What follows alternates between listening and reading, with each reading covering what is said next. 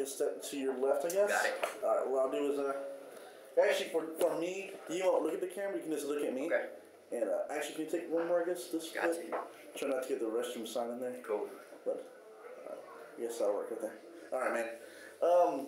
I guess can you first tell me a little bit about your upbringing? I read a story online about how you kind of got started, or not really how you got started, but how you almost got into a fight at a Taco Cabana or something like that. Can you tell me about that story?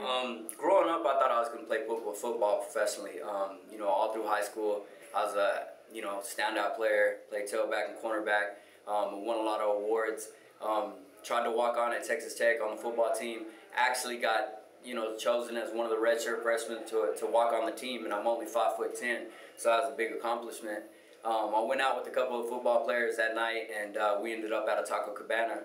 And I had a girl with me, and this guy just walked in and reached in and grabbed a handful of nachos that I was eating and started eating it, right off my plate.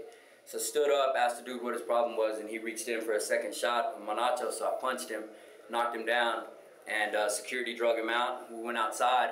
He was still outside, him and another buddy of his.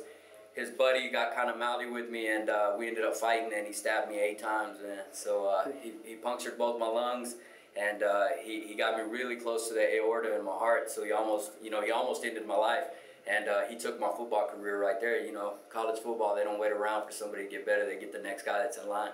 So that kind of shut down my chances to play football. So I went to a fight show and was sitting in the audience, and the guy knew that I had a reputation for fighting. And he was like, "Hey man, we have an opening. There's a guy that didn't make it, and they let me fight, and I won the fight, and that's how it all started." What's your sister's husband's name? I don't know. Isaiah. Your name is Isaiah? Yeah. I-S-I-A-S. Yeah.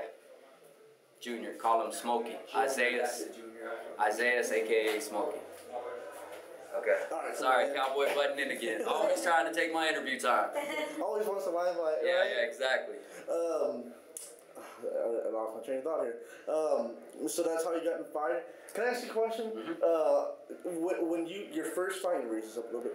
Your first fight in the UFC, I believe, you fought Roger Huerta. It turned out to be really, I guess, a big event for you. Yeah. He ended up on Sports Illustrated. Yeah. Are you ever angry that he seems to got a majority of the press with such a great fight? I think it was well deserved. He won the fight. I'm one of those guys who doesn't think negatively. Being that it was my back on the cover of Sports Illustrated, hey man, Roger won the fight. I give him all the credit. Right now that I got a camera in front of me, I'd love to say it again. Hey Roger, anytime you want to run it back, let's do it. I'm always ready for that one again. Then maybe it'll be me on the cover. But as far as him getting all the press for it, I believe it was well deserved. He won the fight. So. What about him leaving, or what about guys leaving the sport? You got Rampage now saying it. You got Roger Huerta saying they're gonna leave the sport to make movies. What's your feeling about that? What's your? Me and Cowboy actually had a movie offer, and both of us declined because we were training for a fight. I think there's people who look at this as a long-term thing, and people who look at it as a short-term thing. I'm not upset with Roger or Quentin, for doing what they did. If they feel like this was something short-term, they just don't have a love for the sport, and we don't need guys like that in the sport, because eventually, a guy who doesn't love what he does is going to do something bad. So, whatever. If they think they can make more money making movies, why not? It's kind of funny though, because they make money, they got famous because of their sponsors, because they're fighting, but now that they're going to be out of fighting, they're not going to get that pub, are they? It's kind of a give and take. Yeah, it's a double-edged, knife for sure. It's like, you rise to the top a certain way, and, hopefully, I hope the best for him, man. I hope they both make it, but you're right, man. People are always going to look down on them and say, hey, man, that guy could have been the greatest fighter out there, and, he decided to take a left turn, so either way.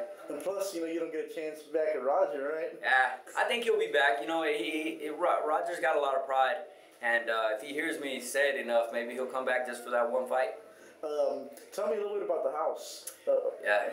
We have a 4,700 square foot house, man. It's a 10-acre ranch. We got tons of rooms, tons of space. We basically have 3 wings in the house. Me and Cowboy have our own wing. In the middle wing is our 2 supervisors, and then in the back room it's the fighters' quarters, man. And it's a lot like the UFC fighter house, a lot of tap out stuff, a lot of sponsors come in and help the guys out. But basically, man, we're just running a new camp every month, so it never stops training. We're always getting better, and we get to meet new guys every month, and we're building a big family, so it's working out. Including taking one of the guys from San Antonio, right? Yeah, we're even gonna take Diego, man. Like I said, anytime that we see talent, we're always on the lookout, and anything we can do to help a guy like Diego make it, we're gonna do it.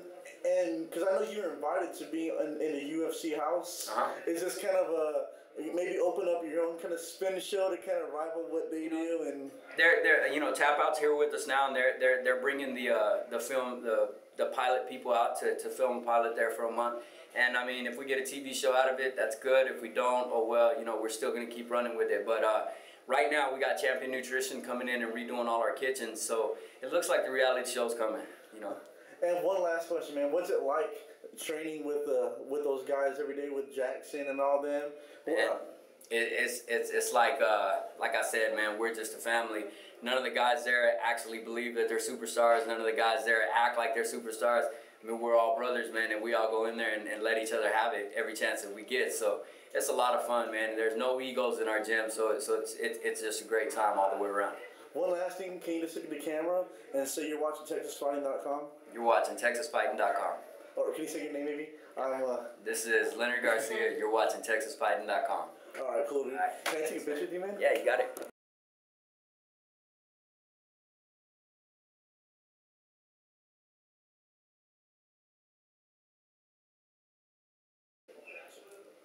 Raise it up a little bit. Come off your head. All right. Okay.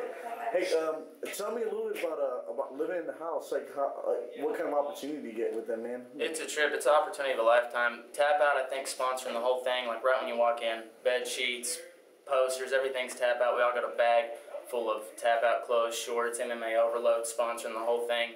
They're just kind of documenting it, putting blogs up just week by week as we live in the house.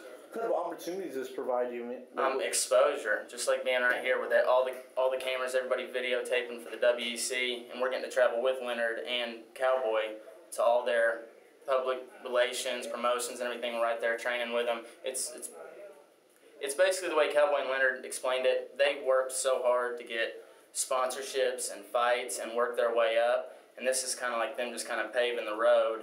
And they kind of took care of all the hard stuff. And even though we've had 8 fights or 10 fights, they've kind of took care of a lot of the hard work that you have to go through and kind of already paved the road. And they say it's the best of the best that get to come here, kind of the guys who get to go out here and train, get the special training. What is it like fighting with the best of the best, training with them? And it's at your gym, you might be able to go 3 or 4 months without getting tapped out. If you go up to Jackson's, or at Ray's gym, you get tapped out probably like 15 times a roll with each person. That's the difference in the level of competition. That's why it's good to come out here. If you're at your gym and you don't get tapped out and you're beating everybody, and you come here and you get tapped out 15 times every time you roll with someone, you're going with the best in the world, not the best in your state. And so what kind of experience has it been, just like being with them? Like, what kind of exposures did it really brought you? Like, what have you learned from it? They just have good people around them. That's just from their managers to the people, their sponsors. It's just, we've had nothing but people trying to help us, and nobody's tried to take from us. We've just been around positive people that are trying to help us out, get us to the next level with sponsorships, fight, training. And they seem like they're pretty personable, right? Yeah. Like you told me earlier that they don't live on a separate side of the house. Right. I think it was supposed to be set up that way because they've got 2 different areas of the house, and I think it was supposed to be them on that side, but they constantly come over and we go over there. They're just normal average dudes that come over, play video games, we cook, talk. It's not divided at all. It's just like living with any roommate. It's a trip. That's cool, dude. That's about all I got, awesome. man. Appreciate it, man. Your time. I'll see you tomorrow if I'm able to make it. Awesome.